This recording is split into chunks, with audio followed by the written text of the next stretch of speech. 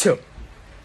Buongiorno a tutti, Linglava, buongiorno Marti Language Center ma Giuseppe, Sir Professor Lexpa, che kunalo nachi jibi so yen, che yamari ye so yen, proprio le sile, hacho sikwa tatya nam si soပြီးတော့ဘိနာစီရဲ့လူကဆူတောင်းပေးလေးရှိပါတယ်။အဲ့လိုပဲဒီလိုမျိုးလည်းဆူတောင်းပေးလေးရှိပါတယ်။ကဲအဲ့လိုဆိုရင်ဘယ်လိုပြောကြမလဲ။ hacho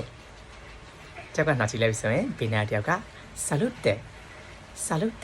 လို့ပြောပါတယ်။အဲ့လိုပြောလိုက်ပြီဆိုရင်အပြောခံရလူနာချီတဲ့လူကခေစနေပါအဲ့လိုပြန်ပြောပါတယ်။ hacho salute ခေစနေပါအဲ့လိုပြောပါတယ်။ဥပမာတယောက်ကိုကံကောင်းပါစေလို့ဆူတောင်းပေးနေဆိုရင်ဆရာတို့အတီလို့ in bocca al lupo အဲ့လိုပြောတဲ့အခါမှာတစ်ဖက်သားကဆူတောင်းပေးခံရတဲ့လူကဘာပြန်ပြောရလဲဆိုရင် creepy lupo